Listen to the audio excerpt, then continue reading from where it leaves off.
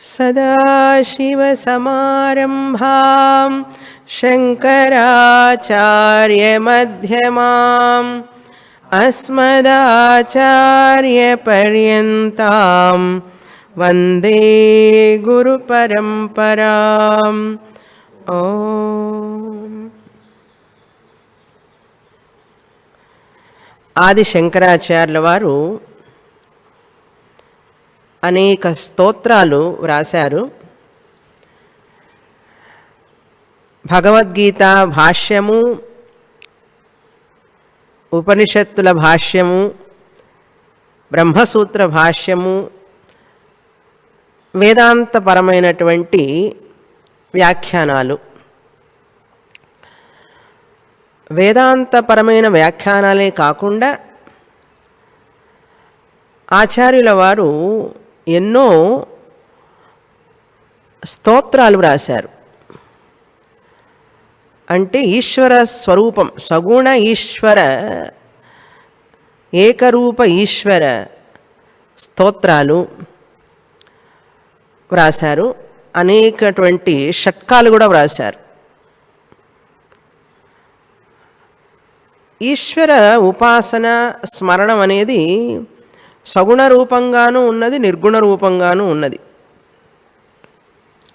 సగుణ ఈశ్వర స్మరణం స్తోత్రాల రూపంలో స్తుతి చేయడం. సగుణ ఈశ్వర స్మరణం, స్మరించడం అనేది స్తోత్రాల రూపంలో స్తుతి చేస్తూ స్మరించడం. అందుకనే స్తోత్రం అంటాం. ఎప్పుడైతే మనం స్తుతి చేస్తూ భగవంతుణ్ణి స్తుతిస్తూ మనం చదివేటటువంటి శ్లోకాలను స్తోత్రం అంటాం. సగుణ ఈశ్వర స్తోత్రాలే కాకుండా నిర్గుణ ఈశ్వర అంటే బ్రహ్మము గురించి, అంటే ఆత్మతత్వం సంబంధించినటువంటి వాటిని కూడా వారు వ్రాశారు. వాటిని స్తోత్రాలు అని అనం, కానీ అవి కూడా స్మరణమే, ఆత్మతత్వస్మరణం అంటాం. వేదాంతపరమైనటువంటి ఆత్మస్వరూపాన్ని గురించి నిధిధ్యాసన రూప స్మరణం. వేదాంతపరమైన ఆత్మస్వరూపాన్ని గురించి స్మరణం చేయడమే వాటిని నిర్గుణ ఈశ్వర స్మరణం అంటాం. నిర్గుణ ఈశ్వర అంటే మాయారహితం బ్రహ్మ అని అర్థం. నిర్గుణ ఈశ్వర అంటే ఎవరు? మాయారహితం అన్నారు. శుద్ధ బ్రహ్మనే నిర్గుణ ఈశ్వర అంటాం. మాయా సహితమైతే సగుణ బ్రహ్మ అన్నాం. సగుణ బ్రహ్మనే ఈశ్వర అంటాం, సగుణ ఈశ్వర. అందుకని మనం ఈశ్వర అన్నప్పుడు ఒక్కొక్కసారి నిర్గుణము కావచ్చు, సగుణము కావచ్చు. అందుకని ఈశ్వర అంటే బ్రహ్మసూత్రంలో వ్యాసాచార్యుల వారు నిర్గుణ బ్రహ్మానికి ఈశ్వర అనే పదమే వాడారు ఒక్కొక్కసారి. అందుకని నిర్గుణ ఈశ్వర అంటే మాయారహితం బ్రహ్మ. సగుణ ఈశ్వర అంటే మాయా సహితం బ్రహ్మ. మాయా సహితం బ్రహ్మ సగుణ ఈశ్వరుడైతే స్తోత్రాలు స్తుతి అన్నారు. ఆయన విభూతి గురించి స్తుతి చేయడం. నిర్గుణం బ్రహ్మ లేక నిర్గుణ ఈశ్వర అంటేనేమో మాయారహితం ఆత్మతత్వం. ఆ తత్వాన్ని గురించి మాత్రమే స్మరణం చేయడం, నిధిధ్యాసనం చేయడం, అలా చేసే స్తోత్రాలు ఎన్నో ఉన్నాయి. నిర్వాణ షట్కం, ప్రాతస్మరణం ఇటువంటివన్నీ అందులోకే వస్తాయి. నిర్గుణ ఈశ్వర స్మరణం, నిర్వాణ షట్కం, ప్రాతస్మరణం మొదలైనటువంటివన్నీ నిధిధ్యాసన రూప ఆత్మతత్వరూప స్మరణం అంటాం. అందుకని ప్రాతః స్మరణం అన్నారు. ఈ ప్రాతస్మరణం అనేటువంటిది చాలా అడ్వాన్స్డ్ టెక్స్ట్ కిందకి తీసుకోవచ్చు. ఉన్నది 3 శ్లోకాలే, కానీ ఈ ప్రాతస్మరణం అనేది ఉపనిషత్తులు అన్నీ చదివిన తర్వాత చదవవలసినది. ఇది పిహెచ్డి టెక్స్ట్తో సమానం. చూడటానికి 3 శ్లోకాల్లాగానే ఉంటుంది, కానీ దాని యొక్క అర్థాన్ని చూసుకుంటూ పోతే ఉపనిషత్తుల యొక్క సారాన్ని అందులో తీసుకొచ్చారు. ఆ ఉపనిషత్తుల సారాన్ని ఎప్పుడైతే విద్యార్థి, వేదాంత విద్యార్థి లేక ముముక్షు అవి చదివేటప్పుడు ఉపనిషత్తుల ద్వారా ఆత్మతత్వాన్ని తెలుసుకుంటాడు. అప్పుడు ఆత్మతత్వాన్ని శ్రవణం ద్వారా తెలుసుకున్న దాన్ని మననం ద్వారా సందేహాలన్నీ పోయిన తర్వాత కూడా పరోక్ష జ్ఞానమే ఉంటుంది. అందరికీ అపరోక్ష జ్ఞానం రాదు. శ్రవణంతోనే మననంతోనే అందరికీ అపరోక్ష జ్ఞానం రాదు.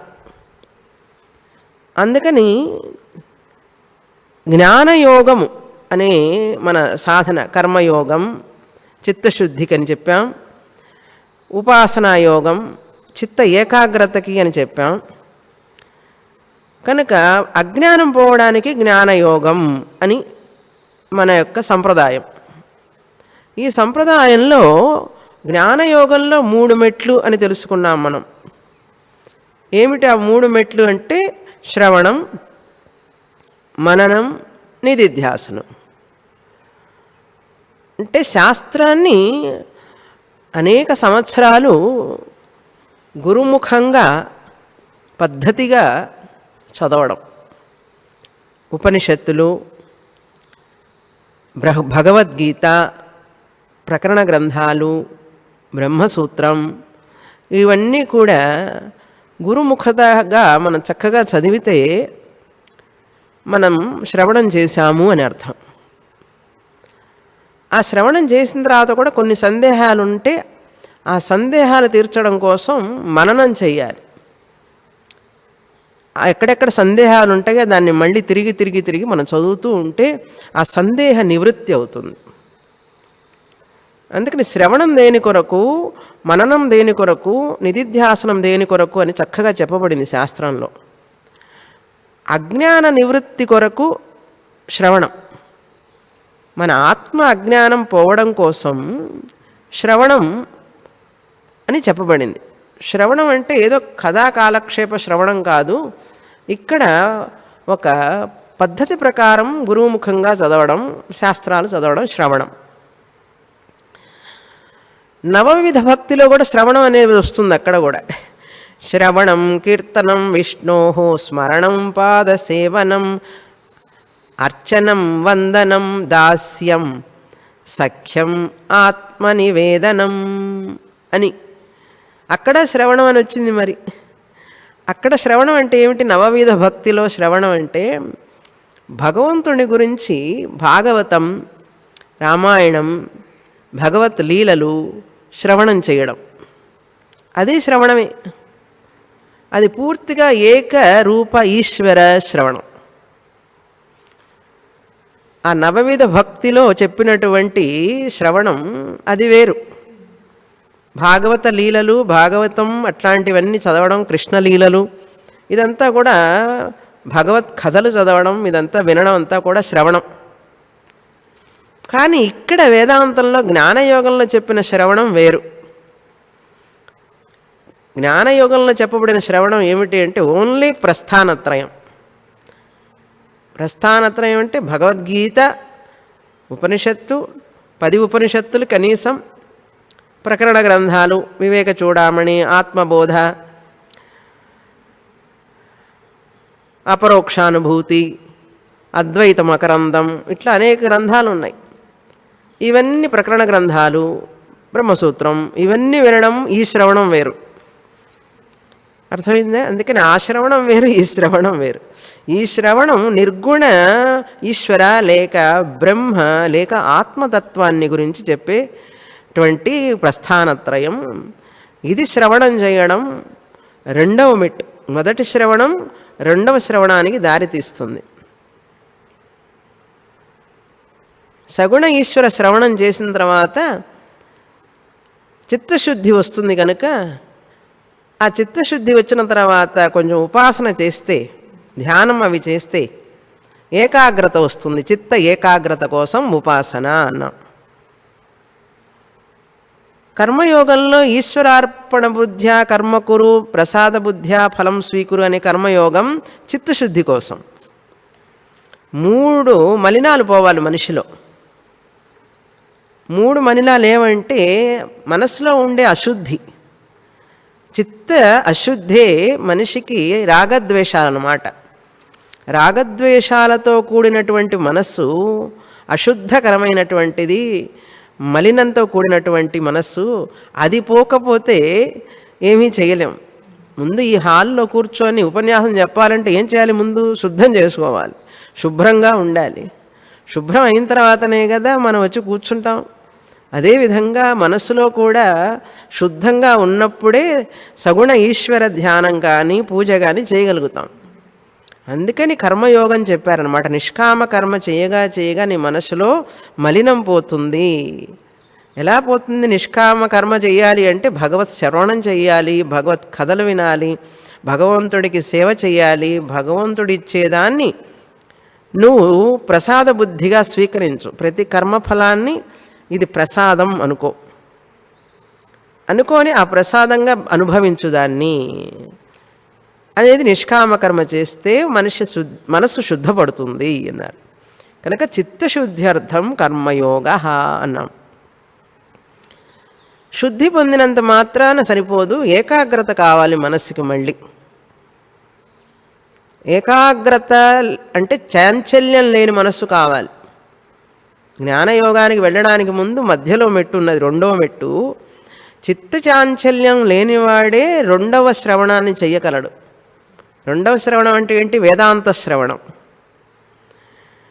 ఆ వేదాంత శ్రవణం మొదటి శ్రవణానికి 2వ శ్రవణానికి ముందు మధ్యలో ఏకాగ్రత కావాలి, చిత్త ఏకాగ్రత కావాలి.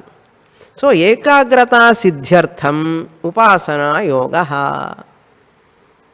చిత్త ఏకాగ్రత కోసం ఉపాసన, సగుణ ఈశ్వర ఉపాసన, విశ్వరూప ఉపాసన, ఇవన్నీ చెప్పబడినాయి. ఈ ఏకాగ్రత కోసమే జప, పారాయణం, ధ్యానం ఇవన్నీ సాధనాలుగా చెప్పబడింది.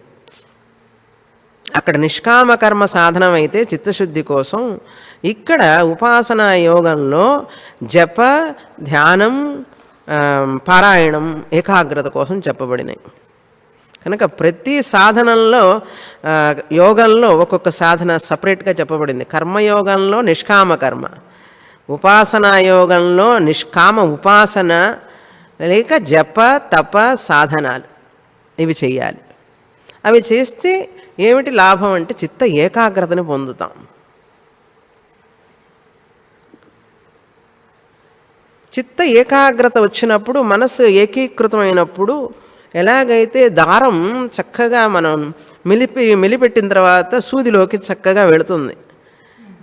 ఆ దారం పోగులు అటు ఇటు ఇటు ఉంటే సూదిలోకి వెళ్ళదు కదా. మీరు ఎంతన్నా కష్టపడండి, అది పోనే పోదు.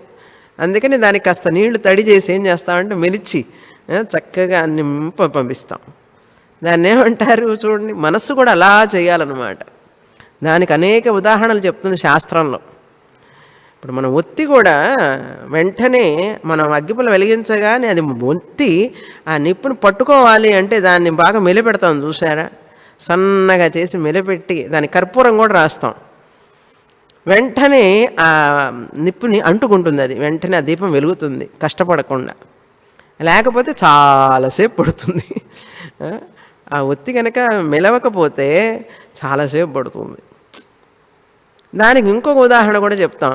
ఇప్పుడు నదిలో నీళ్ళన్నీ అలా విధివిధిగా విడివిడిగా వెళుతుంటే, అనేక మార్గాల వైపు వెళుతూ ఉంటే ఆ నీళ్ళు ఆ భూమిలో ఎండిపోతాయి. అటు పోయే నీళ్ళు ఎండిపోతాయి, ఇటు పోయే నీళ్ళు ఎండిపోతాయి. దేనికి ప్రయోజనం ఉండదు నదిలో నీళ్లు. అందుకని వాళ్ళు ఏం చేస్తారు, నదిలో నీళ్ళన్నీ ఒక చోట ఆపేసేసి డ్యామ్ కడతారు.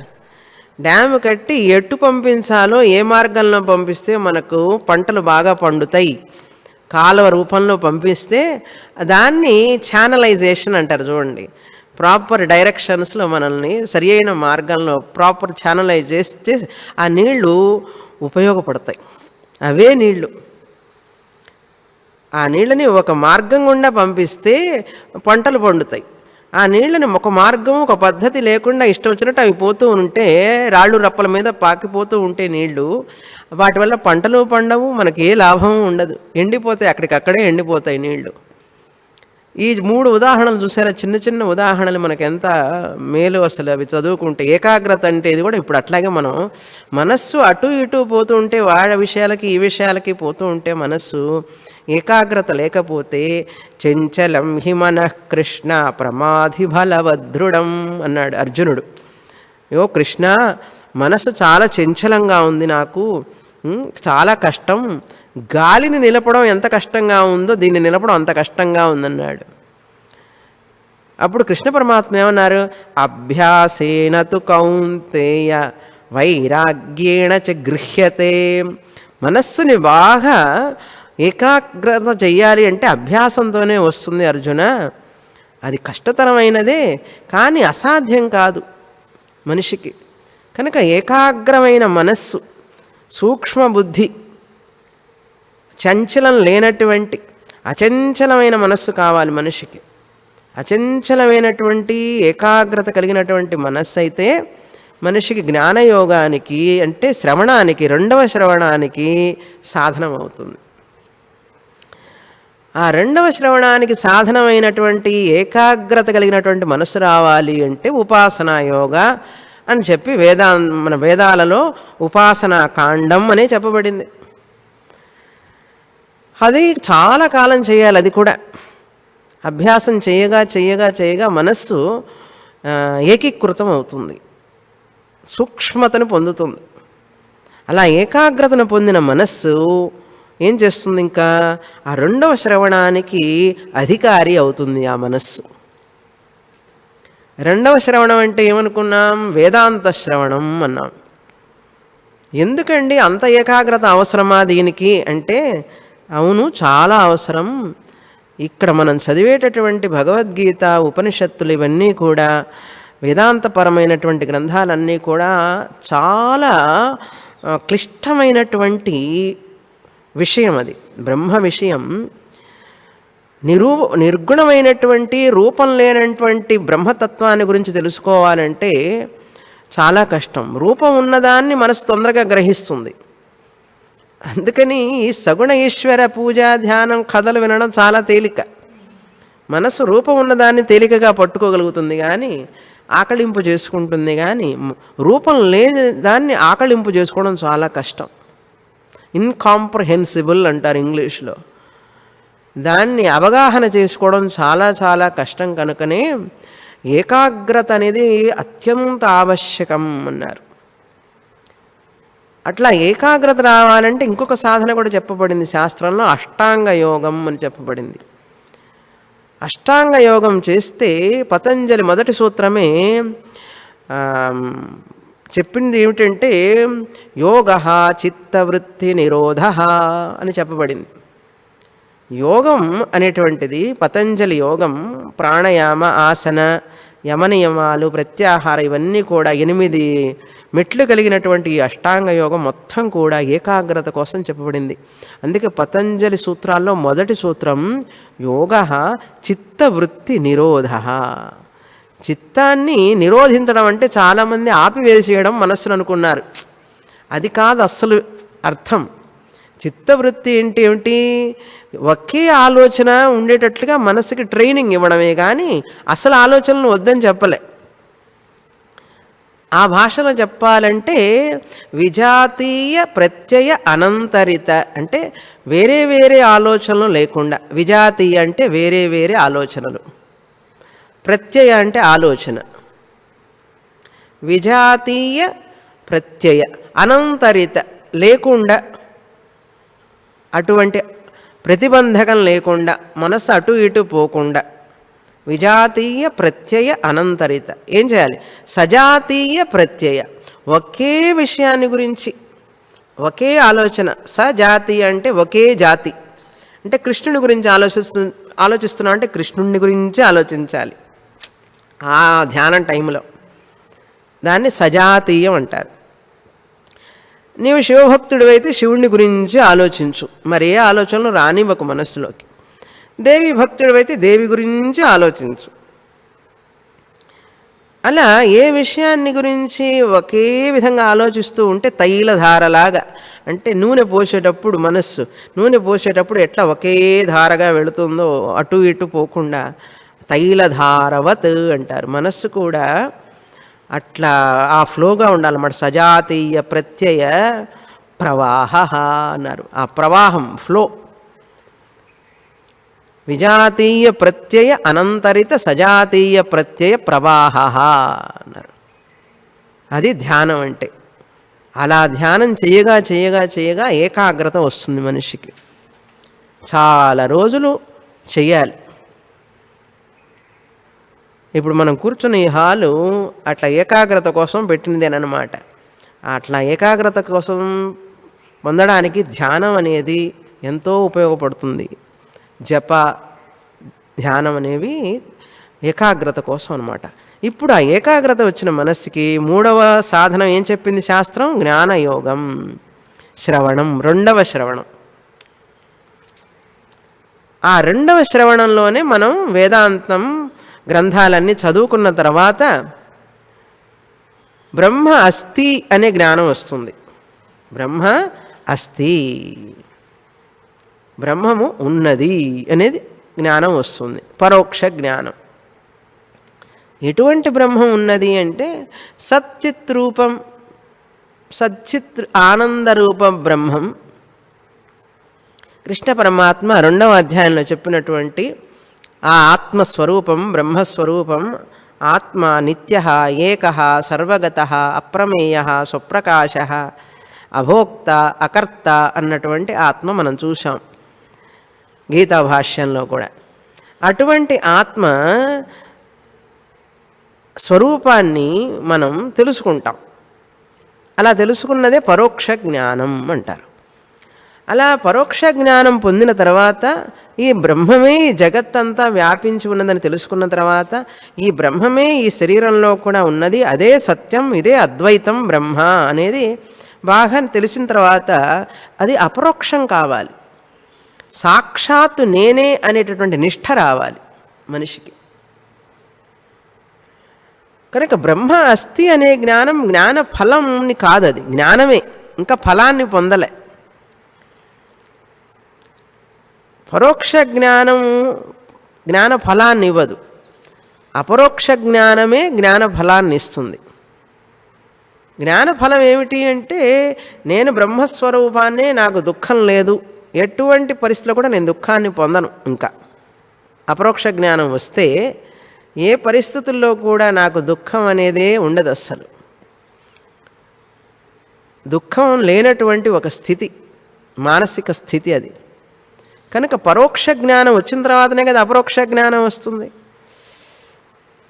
ఇప్పుడు ఫలానా చోట ఇది ఉన్నది అంటాం, అంబోలి ఉన్నది అన్నారు. ఎక్కడున్నది విన్నాం, పరోక్ష జ్ఞానం. ఫలానా చోట ఉన్నది, సవంతవాడి వెళ్ళండి, అది దాటిన తర్వాత కొన్ని మైళ్ళు వెళ్ళాలి, వెళితే ఫలానా చోట ఆశ్రమం ఉంటుంది, ఫలానా చోట ఉన్నది అని చెప్తారు, పరోక్ష జ్ఞానం. ఇప్పుడు అదంతా దాటి వచ్చిన తర్వాతనే కదా, ఇక్కడ మనం వచ్చిన తర్వాతనే కదా అపరోక్ష జ్ఞానం అయింది. డైరెక్ట్గా నాలెడ్జ్, ఓహో అంబోలి ఆశ్రమం అంటే ఇదే, ఇట్లా ఉంటుందా అని ఇప్పుడు తెలిసింది మనకు. దీన్ని ఏమంటారు? అపరోక్ష జ్ఞానం అంటారు. అర్థమైందా? అదేవిధంగా ఆత్మని గురించి మనం వింటాం, గురువుగారు చెప్తూ ఉంటారు, వింటాం. విన్న తర్వాత ఈ ఆత్మ అనేటువంటిది బాహ్యమైనటువంటి వస్తువు కాదు, అన్ని వస్తువుల్లాగా ముందు తెలుసుకొని తర్వాత పొందేది కాదు. ఇది తెలుసుకునేటప్పుడే ఇది వేరు కాదు కనుక, నేనే కనుక ఇక్కడే ఉన్నది, అది నేనే అని నేను తెలుసుకోవడమే అపరోక్ష జ్ఞానం. ఆత్మ అంతటా ఉన్నదని తెలుసుకుంటాం మొదట. అంతటా ఆత్మే ఉన్నది, అన్ని చోట్ల ఆత్మే ఉన్నదని తెలుసుకోవడం పరోక్ష జ్ఞానం. ఆత్మ కూడా నీలోనే ఉన్నది అని అన్నప్పుడు కూడా పరోక్ష జ్ఞానమే. ఓహో నాలో కూడా ఉన్నది ఆత్మ అని తెలుసుకుంటాం. నాలో ఉన్నది అని తెలుసుకోవడం వేరు, నేనే అని తెలుసుకోవడం వేరు. నాలో ఉన్నది అని తెలుసుకుంటే అంతటా ఉన్నది, అందరిలో ఉన్నది ఆత్మే అని తెలుసుకోవడం పరోక్ష జ్ఞానం. కానీ అంతటా ఉన్నది, అన్నింటి యందు ఉన్నది ఆ ఆత్మే నా యందు కూడా ఉన్నది ఆ ఆత్మే అన్నది ఆ పరోక్ష జ్ఞానాన్ని అపరోక్షంగా మార్చాలంటే అంతటా ఉన్నది నేనే, నాలో ఉన్నది నేనే కనుక ఆ ఆత్మస్వరూపం నేనే అయ్యున్నాను అని తెలుసుకోవడం అపరోక్ష జ్ఞానం. ఇది చాలా కష్టం. పరోక్ష జ్ఞానం ఎట్లాగొట్లా కష్టపడి సాధిస్తారు చాలామంది. కానీ ఈ అపరోక్ష జ్ఞానం అనేది అత్యంత దుష్కరం, దుస్సాధ్యం అన్నారు. చాలా కష్టపడితే కానీ అది లభించదు. అలా అపరోక్ష జ్ఞానం రావాలి అంటే మనం విన్నటువంటి శాస్త్రాన్ని మనం జీర్ణించుకోవాలి. మనస్సులోకి బాగా అది ఒకటే అయిపోవాలి. ఊరగాయ పచ్చట్లో ముక్కలు వేస్తాం, ఆవకాయలో ముక్కలు వేస్తాం కదా, మామిడికాయ ముక్కలు వేసినప్పుడు ఉప్పు ఎట్లా ఊరుతుంది అందులో. మొదట రోజు 2 రోజుల్లో ఊరదు అది. మామిడికాయకి ఉప్పు ఊరదు ఆ ముక్కకి. అది ఊరేసిన తర్వాత కొన్ని నెలలు పట్టుతుంది. కొన్ని నెలలు పట్టిన తర్వాత, కొన్ని వారాలు నెలల తర్వాత బాగా ఆ ముక్క గట్టిగా ఉన్నది మెత్తగా అవుతుంది. చూసారా, ఇప్పుడు బాగా పట్టిందండి ముక్కకి, ఉప్పు పట్టింది అంటాం. అంటే అది ఊరిందనమాట. ఉప్పుతో పాటు ఊరేటప్పటికీ మెత్తగా సాఫ్ట్గా అయిపోయి, అంత పెరుగన్నంలో వాళ్ళు వేశారు చూసారా మొన్న, ఆ పెరుగన్నంలో ఊరగాయ పక్కన పెడితే ఎంత టేస్టీగా ఉంటుంది అన్నారు. అందుకే దాని పేరు ఊరగాయ అన్నాం. ఊరకాయ అంటే ఏమిటి? మామిడికాయ ఉప్పులో ఊరడం వల్ల ఊరకాయ, దాన్ని ఊరగాయ అన్నాం మనం. అట్లా మనం ఇక్కడ ఊరగాయలాగా మన మనస్సు కూడా ఆత్మలో ఊరిపోవాలి. మనస్సు అనే కాయ కూడా ఆత్మ అనే ఉప్పులో, ఉప్పులాంటి ఆత్మలో ఊరిపోవాలి. ఊరిపోతే మనసు ఎక్కడ పట్టుకున్నా కూడా, ఎక్కడ ఆలోచించినా దానికి ఆత్మే ఆత్మ ఆత్మ ఆత్మ ఆత్మ అని ఆలోచిస్తుంది. అట్లా ఊరాలన్నమాట మన మనస్సు కూడా. ఆత్మ అనే ఉప్పులో ఊరిపోవాలి. దాన్ని మన ఇంగ్లీష్లో ఎసిమిలేషన్ అంటారు. ఎసిమిలేషన్, జీర్ణించుకోవడం. దానికి ఇంకొక ఉదాహరణ కూడా చెప్తుంటాం కదా. మనం భోజనం చేయంగానే మనకు శక్తి రాదు. తిన్న తర్వాత వెంటనే శక్తి వస్తుందా? కాసేపటికి కానీ శక్తి రాదు. అది గంట పడుతుందో 2 గంటలు పడుతుందో, అది తిన్నదాన్ని మనం జీర్ణం చేసుకోవాలి. జీర్ణం చేసుకోవడానికి సమయం పడుతుంది. అందుకని తిన్న ఆహారం మనిషికి శక్తినివ్వదు. జీర్ణం చేసుకున్న ఆహారం మాత్రమే, అది మాత్రమే శక్తినిస్తుంది. మనకు తెలుసు కదా. నేను తింటున్నానండి డాక్టర్ గారు, నాకు జీర్ణం కావడం లేదు అంటారు చూసారు, అదొక బాధ అనమాట. అందుకని డైజెషన్ కావడానికి, జీర్ణం కావడానికి ఒక టానిక్ ఇస్తారు డాక్టర్ గారు. చాలామందికి జీర్ణం కాదు, తిన్న తర్వాత కూడా వాళ్ళకి ఓపిక రాదు. అందుకని ఓపిక రాకపోతే తిన్నా ప్రయోజనం లేదు కదా. తిన్నది జీర్ణం చేసుకుంటే అది శక్తిగా వచ్చి మనిషికి ఉత్సాహాన్ని ఇస్తుంది. డాక్టర్ గారు తిన్నది జీర్ణం కావటం లేదండి, నాకు ఏదన్నా సిరప్ ఇవ్వండి అని అంటే అప్పుడు డాక్టర్ గారు డైజెషన్ అవ్వడం కోసం సిరప్ ఇస్తారనమాట. బాగా అది జీర్ణం కావాలి తిన్నది, అయినప్పుడే వాడికి శక్తి వస్తుంది. లేకపోతే ఎంత తిన్నా ప్రయోజనం ఉండదు. ఆ డైజెస్టివ్ సిరప్ లాగా డైజెషన్ కావడానికి ఏం చేస్తాం? బాగా ముందు తిన్నది శక్తిని ఇవ్వదు నాయన, జీర్ణం చేసుకున్న శక్తిని ఇస్తుంది. కనుక జీర్ణం కావడానికి కాస్త నువ్వు ఎక్సర్సైజ్ చేయాలి, వాకింగ్ చేయాలి, నడవాలి, ఏవో చేయాలి కొన్ని. లేకపోతే ఊరికినే కూర్చుంటే జీర్ణం కాదు తిన్నది. అదేవిధంగా ఇంకొక ఉదాహరణ చెప్తారు పరమార్థానంద స్వామి. మనం పంచదారలో కానీ కాఫీలో కానీ పంచదార వేసాను, ఒకటి తక్కువగా ఉంది పంచదార అని చెప్పి పంచదార వేసాం. వేసిన తర్వాత ఏం చేస్తాం? అట్లాగే తాగితే తీపి రాదు. అందుకని స్పూన్ తీసుకొని దాన్ని బాగా కలపాలి. పూర్తిగా పంచదార అంతా అందులో కలిసేటట్టు కలిపితే అప్పుడు మనకు ఆ యొక్క మధురం, ఆ స్వీట్నెస్ అనమాట, ఆ తీపి పడుతుంది దానికి. అప్పుడు మనకు తీయగా తెలుస్తుంది. ఇవన్నీ మనకు తెలుసు. రోజు పాలలో పంచదార వేసుకుంటాం, స్పూన్ పెట్టి గరగర తిప్పుతాం కదా. మరి ఇవి తెలిసినప్పుడు వేదాంతం కూడా ఆ గరగరగర తిప్పడం చేత కావట్లేదే నీకు అంటుంది. గురువుగారు చెప్తారు, నాయన పంచదార వేసి ఎట్లాగైతే పాలల్లో తిప్పావో అదేవిధంగా నువ్వు విన్న శాస్త్రాన్ని కూడా నీ మనసులో తిప్పాలి. కవ్వం పెట్టి చిలికినట్టు చిలకాలన్నమాట. ఆ చిలకడం కోసమే నిధిధ్యాసనం అని చెప్పింది శాస్త్రం.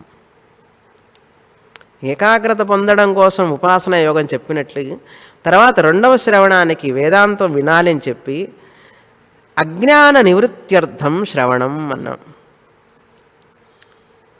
ఒక్కొక్క మెట్టు చూడండి. మల నివృత్త్యర్థం కర్మయోగ, చిత్త విక్షేప నివృత్త్యర్థం, విక్షేపం అంటే చాంచల్యం, చిత్త విక్షేప నివృత్త్యర్థం అంటే పోవడానికి, చిత్త విక్షేప నివృత్త్యర్థం ఉపాసనాయోగ,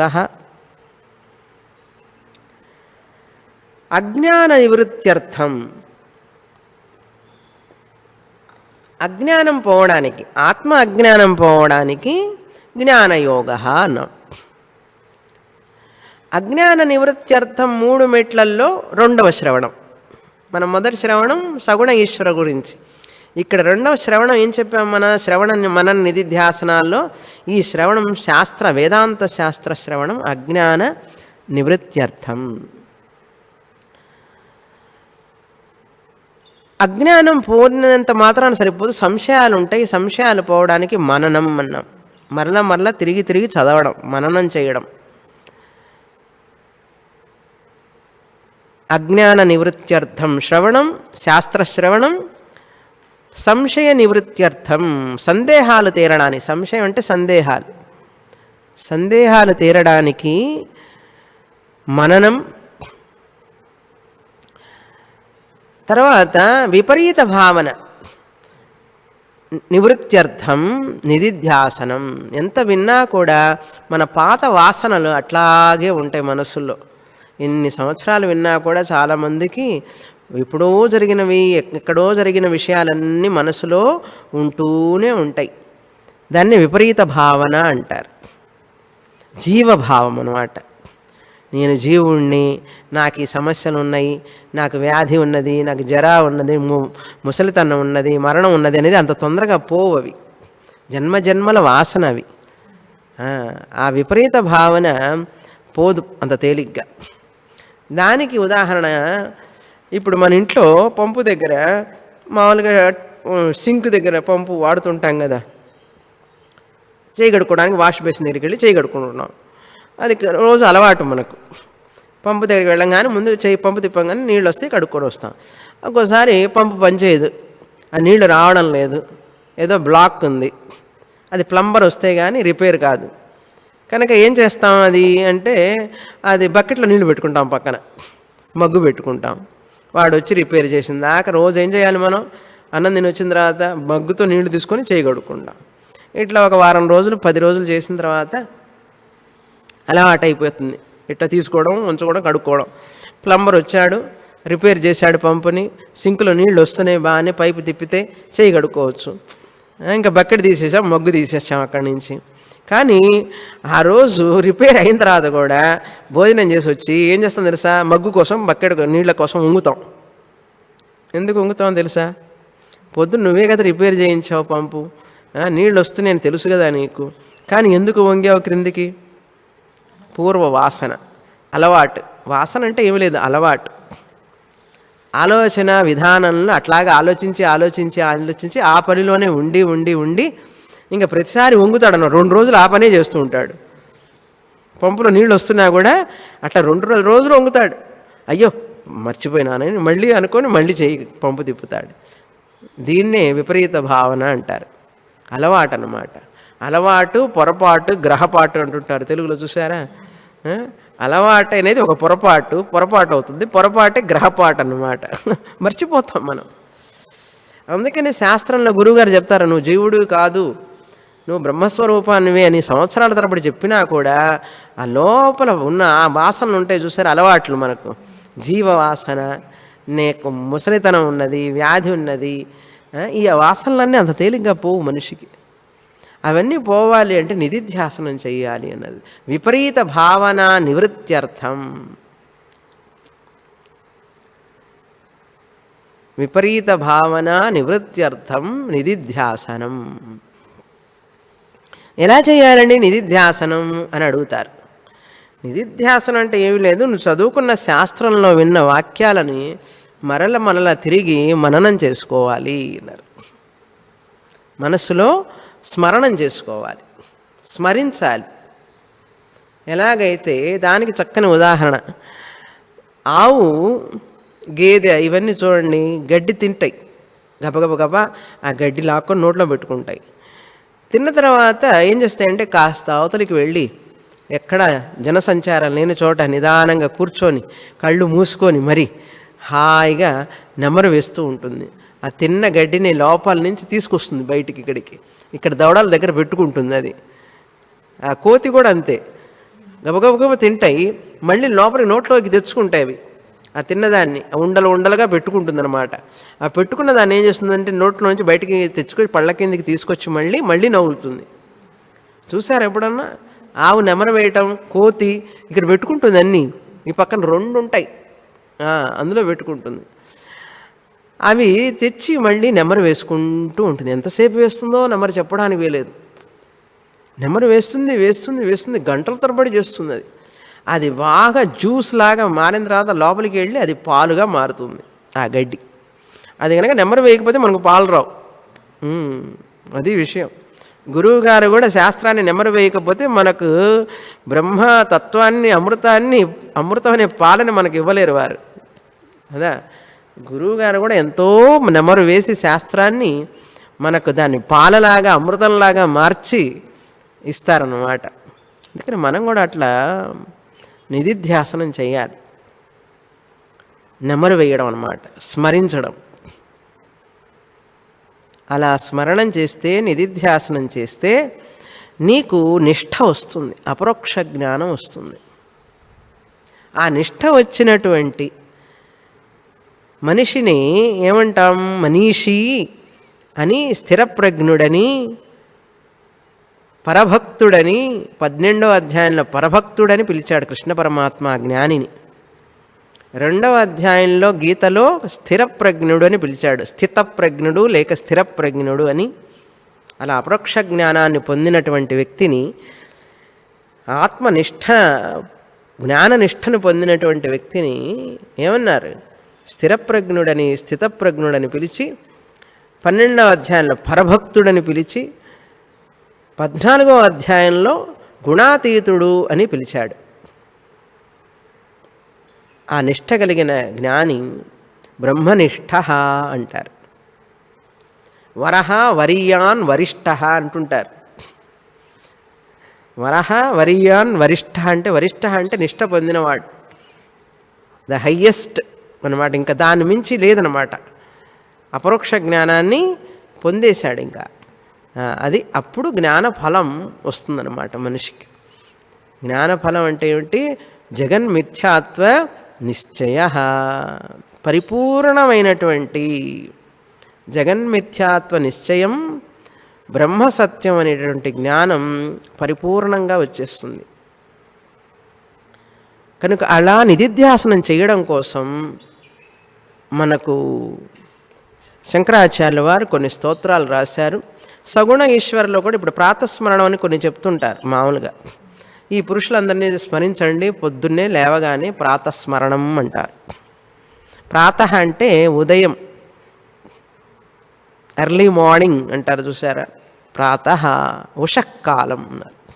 సాయంకాలం అయితేనేమో సాయం స్మరణం అంటారు, ఉదయం అయితేనేమో ప్రాతస్మరణం అంటారు.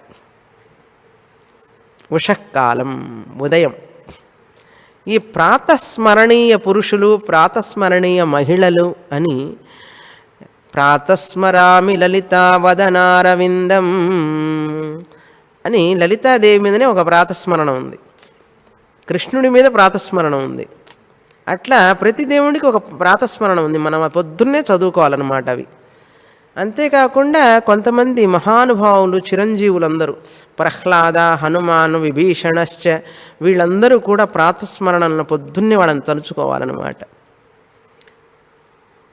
కాళిదాసు మంగళాష్టకంలో కూడా వ్రాస్తారనమాట. వీళ్ళందరూ మనం ప్రాతస్మరణం పొద్దున్నే తలుచుకోవలసినటువంటి మహాత్ములు వీళ్ళందరూ అని చెప్పి ఆయన రాస్తారు అందులో. కాళిదాసు మన స్తోత్రమాలలోనే చివరిలో ఉంది మంగళాష్టకం. రోజు అది చదివితే చాలా ఉపయోగపడుతుంది. అట్లా ప్రహ్లాదుడు, హనుమంతుడు, విభీషణుడు వీళ్ళందరూ కూడా ప్రాతస్మరణీయ పురుషులు. అంటే పురుషులేనా అండి, మహిళలు లేరా అంటే ఉన్నారు. ఆ? అహల్య, ద్రౌపది, సీత, తారా, మండోదరిస్తథా పంచకన్యా స్మరే నిత్యం మహాపాతక నాశనం. వాళ్ళందరూ వివాహం అయినప్పటికి కూడా వాళ్ళందరూ పంచకన్యలు, వాళ్ళు పతివ్రతలు. వాళ్ళని స్మరిస్తే చాలు ఉదయం మన పాపాలన్నీ పోతాయి అని చెప్పబడింది. ప్రాతస్మరణీయ మహిళలు అని. పంచకన్యా స్మరే నిత్యం. అహల్య, ద్రౌపది, సీత, తారా, మండోదరి వాళ్ళు కన్యలు ఎట్లా అవుతారండి అన్నారు. కన్యలు కాకపోయినా వివాహం అయినా కూడా కన్యలంత పవిత్రమైన వాళ్ళు వాళ్ళని. అట్లాంటి వాళ్ళని తలుచుకుంటే చాలు మన మహాపాపాలన్నీ పోతాయి అని చెప్పి ఉదయం లేవగానే ప్రాతస్మరణాలు చేయడం మన యొక్క భారతీయ సంస్కృతిలో చాలా పురాతన సంప్రదాయం. అది వస్తూనే ఉంది, ఇప్పటికీ చేస్తూనే ఉన్నారు చాలామంది. నువ్వు ఏది చదివితే ఉదయం అదే రోజంతా కూడా నీ మనసులో ఉంటుంది అనే ఉద్దేశం అన్నమాట. అందుకని ఉదయాన్నే ప్రార్థనలు, ఉదయాన్నే స్తోత్రాలు, ఉదయాన్నే చేయమంటారు అన్నీ. ఎందుకంటే ఆ రోజంతా కూడా నీ మనస్సు శుద్ధంగా, నీ మనస్సు భగవంతుడి మీదనే లగ్నం అవుతుందనే ఉద్దేశంతో ఉదయాన్నే చేయమన్నారు. అంతేకాదు ఉదయాన్నే చేయడంలో ఇంకొక ప్రత్యేకత ఉంది. ప్రాతస్మరణం అనేది ఉదయాన్నే, ఎందుకంటే రాత్రి మనం నిద్రపోయిన తర్వాత మన నిన్నటి విషయాలన్నీ మనస్సు ఆలోచించడం మర్చిపోతుంది, అవన్నీ పోతాయి కొన్ని. మనస్సు కూడా ఫ్రెష్గా ఉంటుంది, మనస్సు కూడా చాలా నిర్మలంగా ఉంటుంది ఉదయాన్నే అయితే. ఇంకా క్రొత్త నూతనంగా మనం ఏవి ఇంకా మొదలు పెట్టలేదు పనులు, ఇంకా వంటింట్లోకి వెళ్ళలేదు, ఆఫీసుకు వెళ్ళలేదు, ఇంకా ఏ పనులు, న్యూస్ పేపర్ తెరవలేదు, ఇంకా అవన్నీ ఏం స్టార్ట్ చేయకముందు మనసు ఎట్లా ఉంటుంది, నిన్నటి విషయాలన్నీ తొలగిపోయినాయి మనసులో నుంచి, దాదాపు క్రొత్త విషయాలు ఏమీ చేరలేదు. అప్పుడు మనసు ఎలా ఉంటుంది, ఫ్రెష్గా ఉంటుంది. అందుకని చదువుకునే పిల్లలకు కూడా మనం ఏం చెప్తాం, మరి పొద్దున్నే లేచి చదువుకోరా, తెల్లవారుజామున లేచి చదువుకుంటే మనసులో అన్నీ కూడా అట్లా నాటుకుపోతాయిట. మన పిల్లలందరికీ చెప్పామా లేదా? బాగా చదువుకునే పిల్లలందరూ ఉదయాన్నే లేచి చదువుకుంటారు కదా, అది మనకు తెలుసు. శాస్త్రం ఉంటుంది చదువుకునే పిల్లలకే కాదు, నువ్వు వేదాంతం చదివేవాడికి కూడా, భగవంతుడిని ఆరాధించేవాడికి కూడా ఉదయాన్నే లేచి చేయడం. అందుకని సుప్రభాతం అంటారు చూడండి, ఉదయాన్నే సుప్రభాతం పెడతాం, భగవంతుడి నామం వింటాం, భగవంతుడి పూజ చేయడం, భగవద్ధ్యానం చేయడం అన్నీ ఉదయాన్నే చేస్తే ఆ మనస్సు త్వరగా భగవంతుడి మీద లగ్నం అవుతుంది అనే ఉద్దేశంతో ప్రాతः అంటే ఉదయాన్నే చేయడం అనేది చాలా విశిష్టత. అందులో యోగాభ్యాసమే కావచ్చు, ధ్యానమే కావచ్చు, పూజ కావచ్చు, అది పారాయణం కావచ్చు, ఏదైనా ఉదయం చేయాలి. ఇప్పుడేమిటంటే అందరు ఆఫీసులు పోయేవాళ్ళు, స్కూళ్ళకి వెళ్ళేవాళ్ళు, ఇంట్లలో పిల్లలు అందరూ 6 గంటలకే బయలుదేరుతారు. అందుకని ఏం చేస్తున్నారు అందరూ, అవన్నీ కుదరవండి మాకు, ప్రాతः పూజ కుదరదు, ప్రాతः ధ్యానము కుదరదు, ఇవన్నీ తర్వాత చేస్తాం, యోగా కూడా తర్వాత చేస్తున్నారు. ముందు కాఫీ తాగి న్యూస్ పేపర్ చదివి అన్ని పనులు అయిన తర్వాత ధ్యానం చేస్తాం, తర్వాత పూజ చేస్తాం అంటున్నారు. సరే ఏదో ఒకటి చేయని ఆయన, అసలు చేయని దానికంటే ఇదే నయం, something is good better than nothing అంటారు కదా. ఏమి చేయని దానికంటే ఏదో ఒకటి చేయి, తర్వాత నేను చేయని చెప్పి సర్దుకుపోతున్నాం. కానీ నిజంగా మనం అప్పుడు ఏమి ఏకాగ్రత వస్తుంది మనసుకి. అందుకని కాంచి పరమాచార్యులు చెప్తారు, 10 గంటల వరకు నువ్వు ఆఫీస్ పని పెట్టుకోకూడదు, 10 గంటల తర్వాతనే ఆఫీసు.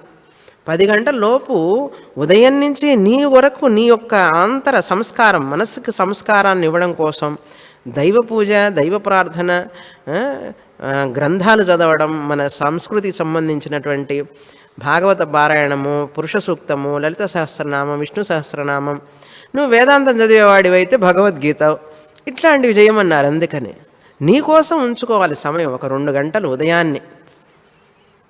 ఆ తర్వాత ఆఫీస్కి వెళ్ళి 5 గంటల వరకు ఆఫీసులో పనిచేయి, వద్దని చెప్పలేదు.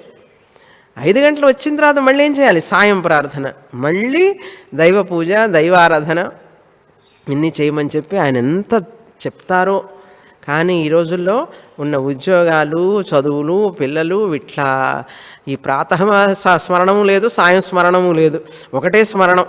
ఏమిట్రా అంటే ఉదయం లేచినప్పటి నుంచి రాత్రి దాకా పడుకుండే వరకు ఆఫీసు స్మరణం, డబ్బు స్మరణం, ధనం స్మరణం అయిపోయింది మనుషులకి. ఇంకా ప్రాతస్మరణం ఎక్కడుంది అసలు?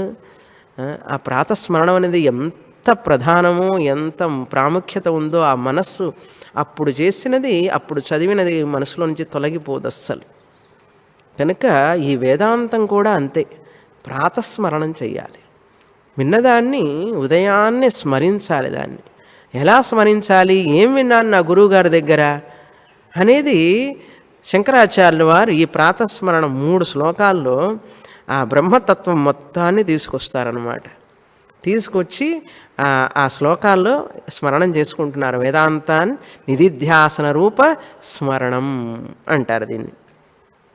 వేదాంత నిధిధ్యాసన రూప స్మరణం ప్రాతస్మరణం. నిధిధ్యాసనం అంటేనే వేదాంతపరమైనది. అది మామూలు ధ్యానం అంటే సగుణ ఈశ్వర ధ్యానం. నిధిధ్యాసనం అంటే వేదాంత రూప ధ్యానం. ధ్యానం లాంటి ధ్యానం, నిజంగా ధ్యానం కాదది, నిధిధ్యాసనం అంటాం. ఇంగ్లీష్లో చెప్పాలంటే వేదాంతిక్ మెడిటేషన్ అంటారు. వేదాంతిక్ మెడిటేషన్. ఈ వేదాంతిక్ మెడిటేషన్ అని ఎలా చేస్తామంటే ఏమీ లేదు, శాస్త్రంలో చెప్పిన దాన్ని గుర్తు చేసుకుంటూ ఉండడమే. అలా గుర్తు చేసుకోవడం నీకు కష్టం అనిపిస్తే నా స్తోత్రం చదువు అంటున్నారు శంకరాచార్యుల వారు.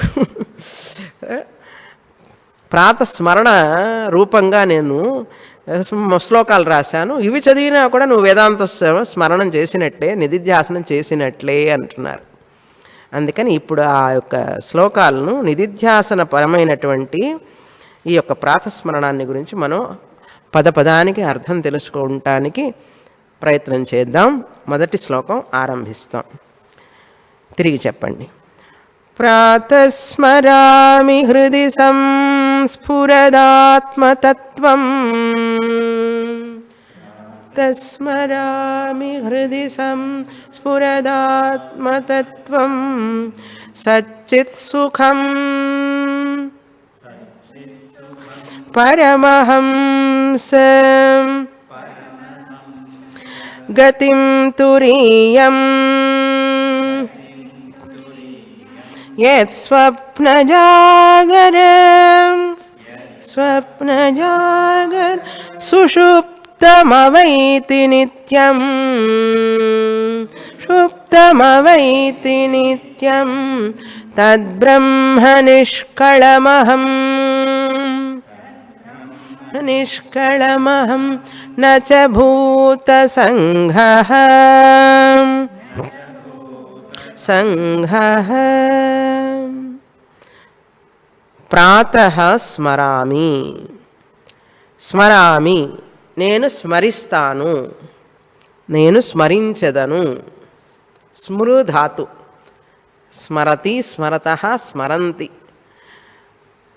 ఉత్తమ పురుషలో నేను స్మరిస్తాను అంటే స్మరామి, నేను స్మరిస్తాను. ఎప్పుడు స్మరిస్తాను? ప్రాతః స్మరామి, ఉదయాన్నే స్మరిస్తాను. ఎర్లీ మార్నింగ్, ప్రొద్దున్నే అంటారు తెలుగులో, చూసారా? ప్రొద్దున్నే స్మరిస్తాను, ఉదయాన్నే స్మరిస్తాను, లేవగానే స్నానం చేసి వెంటనే స్మరిస్తాను అని అర్థం. ప్రాతస్మరామి. ఏమి స్మరిస్తాను నేను? ఆత్మతత్వం స్మరామి. ప్రాతస్మరామి హృది సంస్ఫురదాత్మతత్వం. ఆత్మతత్వమును స్మరిస్తాను అంటున్నారు. మరేమి స్మరించను ఉదయం లేవంగానే అంటే ఏకరూపం దాటి వచ్చేసాం, విశ్వరూపాన్ని దాటి వచ్చావు. అవన్నీ స్మరించి స్మరించి ఇప్పుడు ఆత్మతత్వాన్ని స్మరించడానికి కూర్చున్నాం. ఆత్మతత్వం స్మరామి. ఎవరు ఈ ఆత్మతత్వం ఎలా ఉంటుంది, ఏమిటి దాని స్వరూపం అంటే హృది సంస్ఫురత్ అన్నారు. హృదయమునందు, హృది అంటే హృదయమునందు, హృదయమునందు సంస్ఫురత్. సమ్యక్ స్ఫురతు సంస్ఫురత్. సమ్యక్ అంటే బాగా చక్కగా, స్ఫురత్ అంటే స్ఫురించడం. స్ఫుర్ ధాతు, స్ఫురతి, స్ఫురతః, స్ఫురంతి. సమ్యక్ స్ఫురత్. ఇక్కడ స్ఫురత్ అనేది నౌన్ ఫామ్ అన్నమాట. స్ఫురత్ ఏదైతే చక్కగా స్ఫురిస్తూ ఉంటుందో హృదయమునందు, మనస్సునందు, అంతఃకరణమునందు, హృదయం అంటే ఇక్కడ అంతఃకరణం. మామూలుగా హృదయం అంటే మన హార్ట్, ఈ హార్ట్ ఉంది చూసారా, ఎడం వైపు ఉన్న హార్ట్ హృదయం అంటాం. తెలుగులో హృదయం అంటారు హార్ట్ని. ఆ హృదయంలో మనస్సు ఉంటుంది, దాన్ని అంతఃకరణం అంటాం. అందుకని హృది అంటే ఏమిటి? హృదయం, హృదయంలో ఉన్న మనస్సులో, అంతఃకరణంలో సమ్యక్ స్ఫురతు, చక్కగా స్ఫురిస్తున్నటువంటి, సంస్ఫురత్. ప్రాతస్మరామి హృది సంస్ఫురత్ ఆత్మతత్వం. ఈ ఆత్మతత్వం, హృదయంలో స్ఫురిస్తున్న ఆత్మతత్వం లక్షణం ఏమిటి, స్వరూపం ఏమిటి అంటే సచ్చిత్ సుఖం సద్రూపం, చిద్రూప ఆనందరూప. సుఖ అంటే ఆనంద. సత్యం జ్ఞానమనంతం బ్రహ్మ అన్నది తైత్రీయోపనిషత్తులో చెప్పింది. ఆ హృది అన్నది కూడా తైత్రీయోపనిషత్తులోనే. ఆయన తైత్రీయోపనిషత్తుని తలుచుకుంటున్నారు శంకరాచార్యుల వారు. తైత్రీయోపనిషత్తు మనసులో ఉన్నది వారికి ఈ శ్లోకం రాసేటప్పుడు. అక్కడ హృది అనంగానే ఏమిటి వచ్చింది? తైత్రీయోపనిషత్తు బ్రహ్మానందవనిలో యో వేద నిహితం గుహాయాం పరమే వ్యోమన్ అని ఉపనిషత్తు చెప్తున్నది. ఆత్మ ఎక్కడున్నది తెలుసా? నీ హృదయ గుహయందే ఉన్నది అని చెప్తుంది తైత్రీయోపనిషత్తు బ్రహ్మానందవల్లిలో. అది జ్ఞాపకం చేసుకుంటున్నారు ఇక్కడ శంకరాచార్యుల వారు. హృది సంస్ఫురత్ అన్నారు. చూసారా, వారి వాక్యాలు ప్రతిదీ కూడా ఉపనిషత్తుల అనుసారంగా వెళుతూ ఉంటాయి. హృది సంస్ఫురత్ అన్నారు. దక్షిణామూర్తి స్తోత్రంలో కూడా ఇదే రాశారు వారు. సదాత్మక అమసత్ మనసులో తలుచుకుంటూ ఉంటాను, అది ఎప్పుడు సత్ రూపంలో ఉంటుంది అని. తర్వాత కూడా వస్తుంది మళ్ళీ దక్షిణామూర్తి స్తోత్రం ఎక్కడ తలుచుకున్నారని. ఆత్మతత్వం, ఇప్పుడు ఆత్మతత్వం ఎట్లాంటిది అని చెప్తున్నారు. ప్రాతస్మరామి హృది సంస్ఫురదాత్మతత్వం. ప్రాతస్మరామి హృది సంస్ఫురత్ ఆత్మతత్వం. రెండో లైన్లో సచ్చిత్ సుఖం పరమహంసగతిం తురీయం. నేను ఏ ఆత్మతత్వాన్ని తలుచుకుంటున్నాను? సద్రూపమైనటువంటి ఆత్మతత్వాన్ని తలుచుకుంటున్నాను. సత్తుగా అంతటా వ్యాపించి అన్ని నామరూపాల యందు వ్యాపించి ఉన్నటువంటి ఆ సత్ అనేటువంటి ఎగ్జిస్టెన్స్ అన్నమాట. ఆ ఉన్నది ఉనికి రూపంలో ఉన్నటువంటి ఆ బ్రహ్మస్వరూపాన్ని నేను తలుచుకుంటున్నాను అని అర్థం. సత్ ఉనికి మాత్రమే కాదు, తైత్రీయోపనిషత్తులో చెప్పబడింది సత్యం అంటే సత్ అని అర్థం. అబ్రీవియేషన్ అన్నమాట. సత్యానికి అబ్రీవియేషన్ సత్. సత్యం అంటే మూడు కాలాలలో ఉండేది. త్రికాల అబాధ్యం సత్. భూతకాలం, వర్తమాన కాలం, భవిష్యత్ కాలాలలో కూడా ఉండేది. అది ఎప్పుడూ నశించనటువంటిది. త్రికాల అబాధ్యం సత్ అన్నారు. మూడు కాలాలలో బాధింపబడినటువంటిది, నశింపబడినటువంటిది, దాన్ని సత్ అన్నారు. ఆ సత్తుని నేను తలుచుకుంటున్నాను. ఆ ఉనికి, అంతటా ఉనికి రూపంలో ఉన్నటువంటి ఆ బ్రహ్మతత్వాన్ని నాలో హృదయంలో ఉన్నది సత్గా నేను ఉన్నాను అనే రూపంలో ఇక్కడ ఉన్నది. నా హృదయంలో ఉన్నాను అనే రూపంలో ఉన్నది, అది నేను తలుచుకుంటున్నాను అన్నారు. అంతేకాదు చిత్ రూపంగా అన్నారు. చిత్ అంటే జ్ఞానం. తైత్రీయ ఉపనిషత్తులో చెప్పింది జ్ఞానం. అక్కడ జ్ఞానం అంటే ఏదో మామూలు జ్ఞానం కాదు, ఇక్కడ శుద్ధ జ్ఞానం, నిరుపాధిక జ్ఞానం. సత్ అంటే కూడా నిరుపాధిక సత్, నామరూపరహిత సత్. నామము రూపము, పేరు రూపము లేనటువంటి ప్యూర్ ఎగ్జిస్టెన్స్ అంటారు. అదే చిత్ అన్న కూడా ఇక్కడ శుద్ధ జ్ఞానం అంటే చైతన్య స్వరూపం, కాన్షియస్నెస్ ప్రిన్సిపల్. చిత్ చేతనం, సెన్షియంట్, ఎరుక అంటాం తెలుగులో. ఆ ఎరుక అనేటువంటి ఆ ఆత్మస్వరూపాన్ని నేను తలుచుకుంటున్నాను. కాన్షియస్ బీయింగ్ అని అర్థం. చైతన్యాన్ని తలుచుకుంటున్నాను. సచ్చిత్ సుఖం. సుఖం అనేది ఆనంద స్వరూపం. ఆ చిత్ అనేది కూడా నిరుపాధిక జ్ఞానం. ఏ జ్ఞానం పేరు నామము రూపం లేకుండా దేనితో సంబంధం లేనటువంటి శుద్ధ జ్ఞానం చిత్, చైతన్యం అని అర్థం, చేతనం. సుఖం అంటే ఆనంద స్వరూపం, దుఃఖ లేశమైనా లేనటువంటి ఈ ఉనికి ఎరుక ఆత్మతత్వం. సచ్చిత్ సుఖం.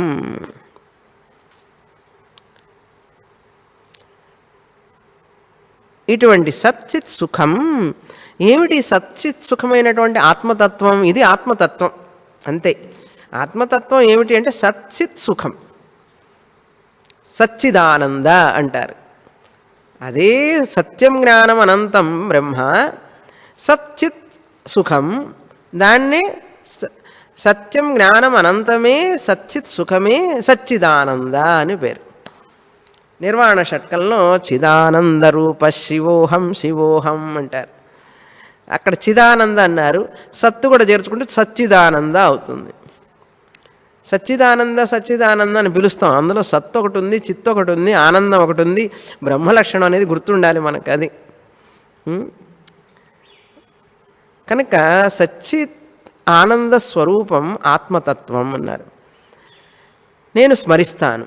ఈ సచ్చిత్ సుఖం ఆత్మస్వరూపం పరమహంసం గతిం తురీయం. ఇది తురీయ ఆత్మ అన్నారు. ఈ సచ్చిత్ సుఖమే తురీయం అని పేరు దీనికి. మాండుక్యం గుర్తు చేసుకుంటున్నారు చూడండి. 7వ మంత్రం. నాంతః ప్రజ్ఞం న బహిష్ప్రజ్ఞం నోభయతః ప్రజ్ఞం. అదనమాట ప్రజ్ఞానఘనం. లాస్ట్లో శాంతం శివమద్వైతం చతుర్థం మన్యంతే స ఆత్మా స విజ్ఞేయ. తురీయ ఆత్మ. శాంతం శివమద్వైతం. చతుర్థం అంటే తురీయం అని అర్థం. చతురీయం తురీయం.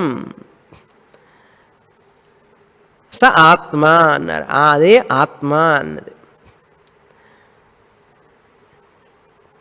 ఆత్మతత్వం తురీయం. ఆ తురీయ ఆత్మను ఇక్కడ తురీయ ఆత్మ. తురీయం అంటే మాండుక్యం చదివి ఉంటే కానీ తురీయంగా అర్థం కాదు, చూసారు. అందుకే ఇది అడ్వాన్స్డ్ టెక్స్ట్ అన్నా నేను. ఉన్నది 3 శ్లోకాలు అయినా కూడా అడ్వాన్స్డ్. నేను ఎందుకన్నాను? తైత్రీయం తెలిసి ఉండాలి, మాండుక్యం తెలిసి ఉండాలి. ఎందుకంటే తురీయం అనే మాట ఓన్లీ మాండుక్యంలో వస్తుంది.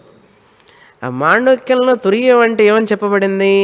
ప్రథమ పాద అనేటువంటిదేమో కార్యప్రపంచం అని చెప్పబడింది, స్థూల కార్యప్రపంచం. ద్వితీయ పాద అనేది సూక్ష్మ కార్యప్రపంచం. తృతీయ పాద అనేది కారణ ప్రపంచం. కనుక కార్యకారణ విలక్షణం తురీయం. చతుర్థ పాద. అంతేగాని 4వ పాదం తురీయం అంటే అట్లా ఏదో 4వ పాదం అనుకోకూడదు. ఊరికే అలా పాదం చెప్పబడింది. మాత్రలు పాదం అని ఇవన్నీ అలా చెప్పబడినాయి. తురీయం. అటువంటి తురీయమును నేను స్మరిస్తాను. సచ్చిత్ సుఖం పరమహంసగతిం.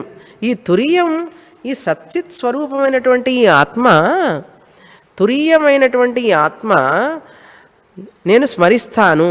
అంతేకాదు, ఈ తురీయ ఆత్మ ఎవరికైతే ఇది గతి అంటే పదం అంటే వారి యొక్క గమ్యముగా ఉన్నదో, పరమహంసులకు ఇది గమ్యముగా ఉన్నదో, ఏ తురీయ ఆత్మ అయితే పరమహంసులకి, పరమహంస పరివ్రాజకులకు, సన్యాసులకు పరమగమ్యముగా ఉన్నదో అటువంటి తురీయ ఆత్మను నేను స్మరిస్తాను అంటున్నారు. చూడండి, పరమహంసగతిం 2వ లైన్లో పరమహంసగతిం అంటే, పరమహంస అంటే పరమ అంటే అల్టిమేట్ అనమాట. పరమ అంటే సుప్రీం, ఇంకా దాన్ని మించింది లేదనమాట. పరమహంస. హంస పరమహంస అనేది పరివ్రాజక సన్యాసులకి పరమహంస పరివ్రాజక అంటారు, చూసారా. హంస అనేది ఏమిటంటే సోహం తీసుకుంటే సహా అహం. సహా పరమాత్మ, దట్ పరమాత్మ ఐ యామ్ అహం. ఆ సోలో ఓ తీసుకుని హంలో 0 తీసుకుంటే ఓం అవుతుంది. సోలో ఓ, హంలో ఆ సున్నా హమ్ తీసుకుంటే ఓం. చూసారా, అది ఓం అనేది తురియాత్మ. అకార ఉకార మకార కలిస్తేనే కదా ఓంకారం అవుతుంది. ఓంకార రిప్రజెంట్స్ తురియ ఆత్మ, కార్యకారణ విలక్షణం. విరాట్, హిరణ్యగర్భ, అంతర్యామి ఇవన్నీ కూడా నామరూపాలే. కారణనామరూపం, కార్యనామరూపం, స్థూల నామరూపం, సూక్ష్మనామరూపం, అవ్యక్తం, ఇవన్నీ కూడా మాయాతత్వం అన్నమాట. మిథ్య, రూప, అసత్ ఇవన్నీ కూడా కార్యకారణ పాదాలు. ఈ కార్యకారణ పాదాలన్నీ కూడా మిథ్య. తురియ ఆత్మ సచ్చిత్, ఓన్లీ సత్యం అన్నారు. అది ఆధారం, అధిష్టానం, సబ్స్ట్రాటం అన్నమాట.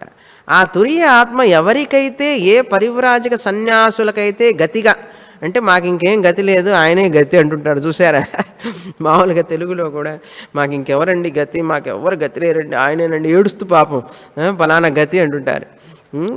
లోకల్గా పీపుల్ గతి గతి అంటే ఏమిటి, దిక్కు అని అర్థం. మనం తెలుగులో చెప్పుకున్న వాళ్ళే దిక్కు మాకు, ఇంకెవరు లేరంటారు. చూసారా, ఇక్కడ ఆయన పాజిటివ్గా ప్రజెంట్ చేస్తున్నారు. గతి అంటే గమ్యం, పరమగమ్యం, స్థానం, పరమగతి, అదే అల్టిమేట్ అనమాట. పరమ అంటే అల్టిమేట్, చివరి, ఇంకా దాని తర్వాత ఇంకేం ఉండదు. పరమగతి ఎవరికైతే ఈ తురియము పరమగతిగా ఉన్నదో, సచ్చిత్ సుఖం అనే తురియం ఎవరికైతే పరమగతిగా ఉన్నదో, అటువంటి తురియ ఆత్మని నేను స్మరిస్తానంటున్నారు. చూడండి, సచ్చిత్ సుఖం పరమహంస గతిం తురీయం, అటువంటి తురియ ఆత్మను, గతిం అన్ని ద్వితీయ విభక్తి అన్నమాట. అటువంటి పరమహంసులకు గతిగా ఉన్నటువంటి తురియ ఆత్మ, సచ్చిత్ సుఖం రూపమైనటువంటి తురియ ఆత్మతత్వాన్ని ప్రతి హృదయము, అది నా హృదయమునందున్నది. ప్రతి ఉదయము నా హృదయమునందున్న, చూడండి, ప్రతి ఉదయము నా హృదయమునందున్న సచ్చిత్ సుఖరూపమైనటువంటి ఆత్మతత్వం ఏదైతే పరమహంస పరివ్రాజకులకి గతిగా ఉన్నదో, ఆ తురియ ఆత్మని నేను స్మరిస్తాను అంటున్నారు.